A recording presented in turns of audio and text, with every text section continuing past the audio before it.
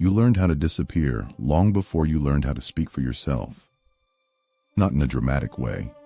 No slammed doors. No obvious cruelty. Just the slow, quiet realization that no one was really looking. You could be in the same room, breathing the same air, carrying questions, fears, needs, and still feel like a ghost moving through familiar walls. So you adapted.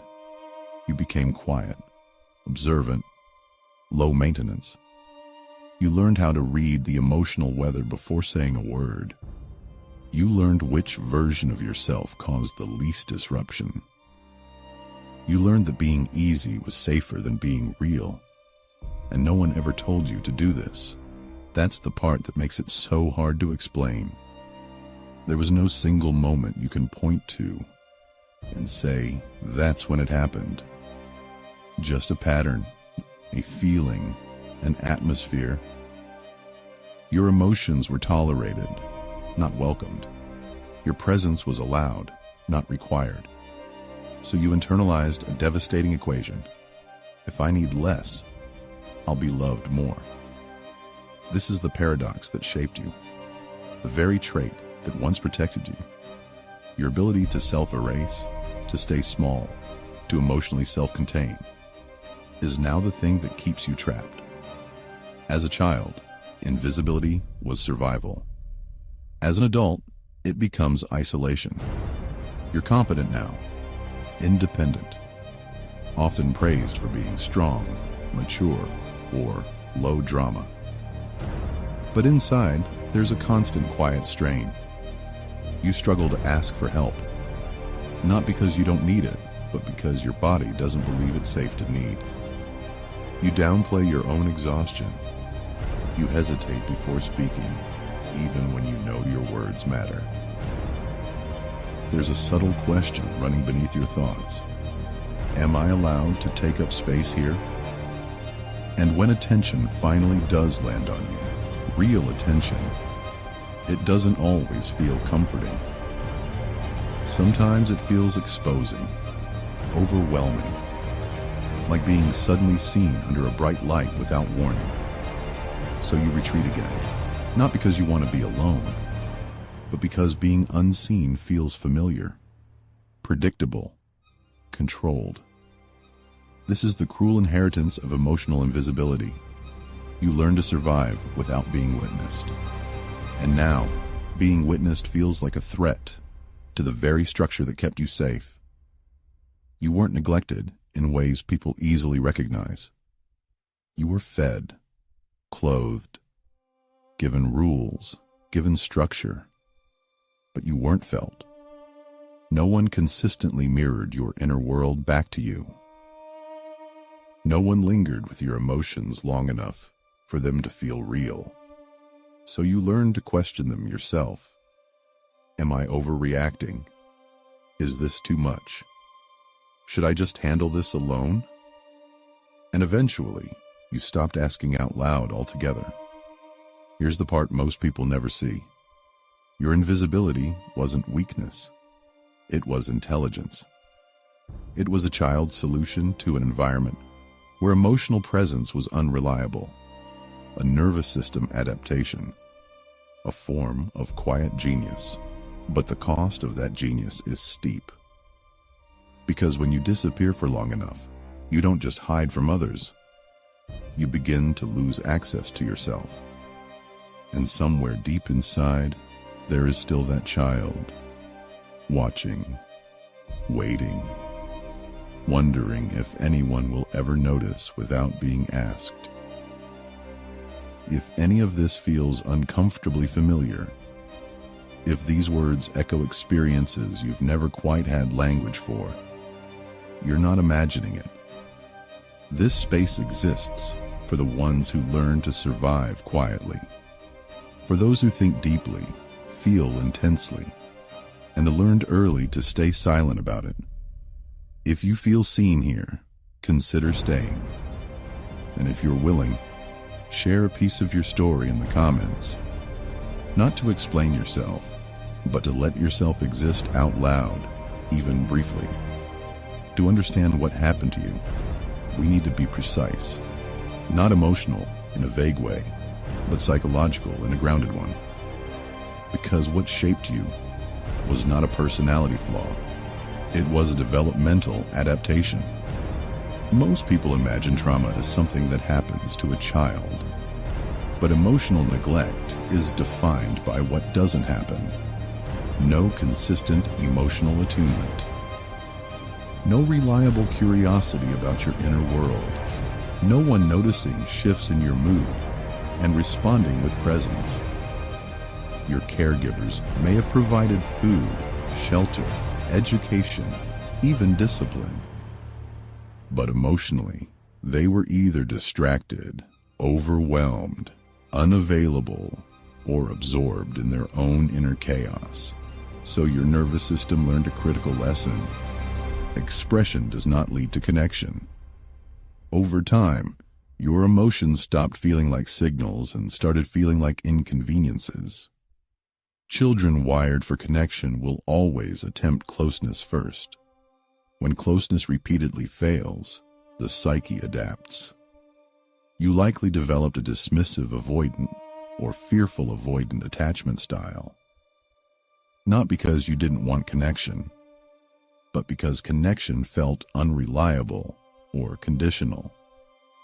So you learned to self-regulate prematurely.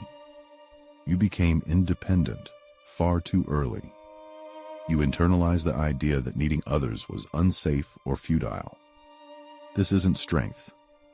It's forced autonomy, the kind that looks admirable from the outside, but feels lonely on the inside.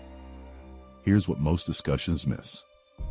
Invisible children are often hyper-aware, not dissociated. Your nervous system became finely tuned to shifts in tone, emotional undercurrents, unspoken tension. But there was no reciprocal attention coming back to you. This creates a specific internal imbalance.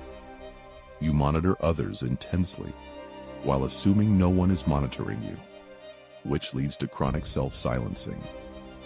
Neurologically, this means your stress response learned to stay active, while your expression response stayed inhibited. You learn to feel without showing. A child's identity is shaped through reflection. You learn who you are because someone sees you and names you accurately. But when no one mirrors your internal experience, identity becomes unstable. You may recognize this as chronic self-doubt, difficulty trusting your own perceptions, feeling like a background character in your own life. Without emotional witnessing, the brain struggles to consolidate a cohesive self-image. You don't feel unreal, you feel undefined. By adulthood, this adaptation looks deceptively successful. You can think deeply, self-soothe efficiently, function independently, but intimacy remains confusing. You crave closeness, yet feel safest when unseen. You want to be known, yet freeze when attention turns toward you. This is not contradiction. It is conditioning. Your brain learned that connection required self-erasure. So now, presence feels like risk. And until this pattern is named, it continues quietly shaping your choices. Relationships, career paths, boundaries, all from a place of old survival. This is not pathology. It is logic. A child who learned that visibility disrupted stability will always choose invisibility until given a safer alternative. There is a specific kind of grief that belongs to the invisible child. It doesn't arrive as heartbreak. It doesn't announce itself as loss. It lingers instead, like a quiet undertone beneath your life. You didn't lose someone. You lost being felt, and because there was no clear rupture, no dramatic absence, the grief had nowhere to land. So it turned inward. The grief of unreceived love. You may struggle to name what hurts, because on the surface, nothing was taken from you. Yet something essential never arrived. No one consistently met your emotions with curiosity. No one lingered long enough to say, "I see what you're feeling," and it makes sense. So the love that should have been metabolized in childhood remained unreceived. And unreceived love doesn't disappear. It becomes longing. It becomes self-questioning. It becomes the ache you feel when someone finally listens, and you suddenly want to cry without knowing why. This is the emotional tax of invisibility. To remain connected, you unconsciously surrendered parts of yourself. You sacrificed spontaneity to remain predictable. You sacrificed need to remain acceptable. You sacrificed anger to preserve harmony. You sacrificed joy to avoid being too much. These were not conscious choices. They were relational calculations made by a nervous system that prioritized safety over expression. Over time, your emotional range narrowed. Not because you felt less, but because you showed less. And what isn't shown doesn't get held. The core fear: if I fully exist, I will be rejected. Beneath your restraint lives a quiet terror. If I take up space, something will break. A relationship, a dynamic, the image others have of you. So you manage yourself. You edit before speaking. You soften your edges. You preemptively reduce yourself. Not because you lack depth, but because depth once cost you connection. The philosopher Jean-Paul Sartre wrote that to be seen by another is to be confirmed in existence. But what happens when a child grows up without that confirmation? You exist, but you do not feel real in relation. This creates an existential loneliness that isn't solved by company. You can be surrounded by people and still feel absent, because presence without recognition is another form of isolation. You don't fear abandonment as much as you fear non-recognition. Being left hurts, but being overlooked cuts deeper. Perhaps the hardest part is this: you were never told you lost anything, so you learn to doubt the grief itself. You tell yourself, others had it worse. Nothing bad enough happened. I should be grateful. And yet, your body remembers. It remembers the quiet waiting, the unasked questions, the emotions that rose and fell without echo. This is the grief of a self that was never fully invited into the room. And until it is acknowledged, it remains unnamed, shaping your longing, your restraint, your sense of distance from your own life. This is not self-pity. It is mourning what never had language. By the time you reach adulthood, the world no longer sees the invisible child. It sees a personality, quiet, self-sufficient, emotionally controlled, easy to be around. But these are not traits, they are strategies. And once you see them clearly, something shifts, not into blame, but into understanding. Let's name how emotional invisibility shows up in adult life. You're often the one who listens, the one who remembers details, the one who senses what others feel before they say it. But when it's your turn, you hesitate. You may downplay your needs, struggle to ask for reassurance, feel uncomfortable receiving care, not because you don't want intimacy, but because intimacy once required self-erasure. So you connect by attuning outward, not by revealing inward. This keeps relationships functional, but asymmetrical. You're reliable, conscientious, often more capable than you're credited for. Yet recognition feels inconsistent. You may avoid self-promotion, wait to be noticed instead of advocating, feel resentment, You quickly silence. Your nervous system learned that visibility doesn't lead to safety, so you let your work speak, even when the world rewards voices more than substance. You feel when something crosses a line, but expressing that line feels dangerous. So instead, you tolerate discomfort too long. Withdraw instead of confronting. Rationalize others' behavior. This isn't passivity. It's conflict-avoidant intelligence, shaped in an environment where asserting needs disrupted fragile emotional systems. This one runs deep. When emotions arise, a voice follows quickly. You're overreacting. It's not that serious. You're being dramatic. This internal minimization once protected you from disappointment. If you needed less, it hurt less. But now it erodes self-trust. Praise makes you uneasy. Attention feels exposing. Being the focus triggers a subtle urge to disappear. So you deflect compliments. Keep parts of yourself hidden. Maintain emotional ambiguity. You learned early that being seen didn't guarantee being held. So you stay partially obscured, even in spaces where it's safe now. You're strong because you had to be. You hold yourself together, often holding others too. But the cost is chronic emotional fatigue. You learned how to contain pain, not how to release it. Every one of these behaviors once served a purpose. They kept you connected. They kept the environment stable.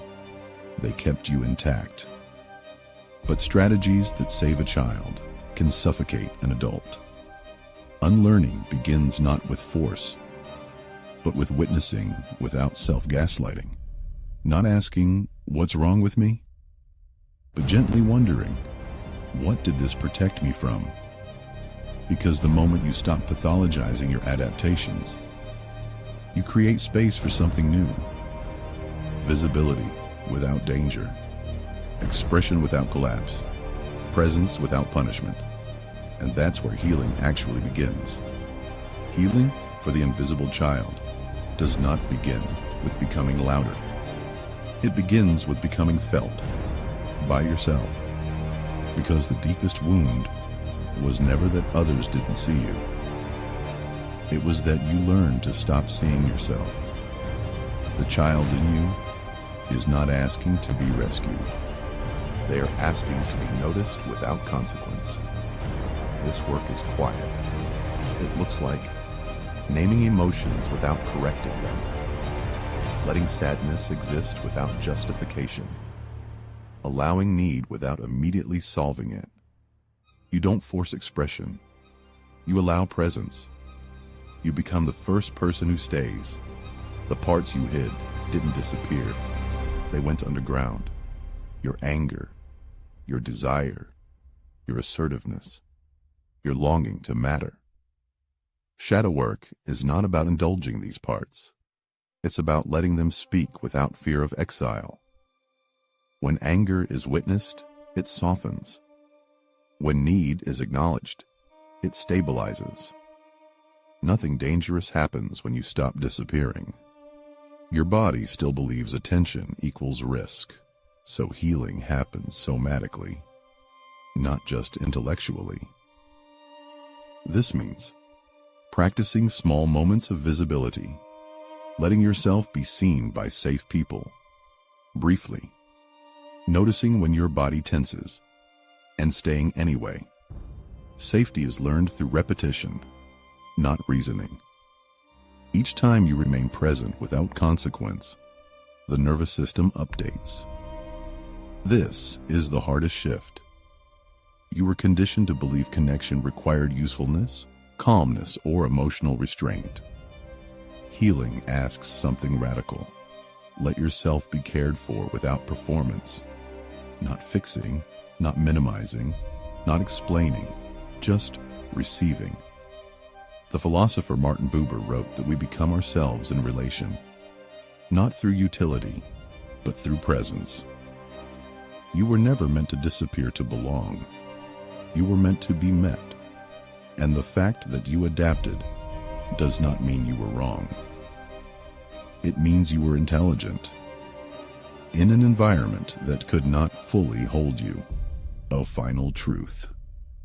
You are not broken. You are unfinished in the places where no one stayed long enough. And now, you can. You can stay with yourself. You can let your emotions take up space. You can exist without apology. I am allowed to be seen without being consumed. I am allowed to need without being a burden. I am allowed to exist fully, softly, and truthfully. If these words found you, it's because some part of you was ready to be named. You're not alone in this, even if you learn to survive that way. If you feel safe, share a piece of your experience in the comments. Not to explain yourself, but to let yourself be witnessed. This channel exists for those who feel deeply and were never taught how to take up space. You're welcome here. You belong here. And if you want to continue exploring this work together, consider liking, subscribing, and staying connected. You are not here to be fixed. You are here to become whole.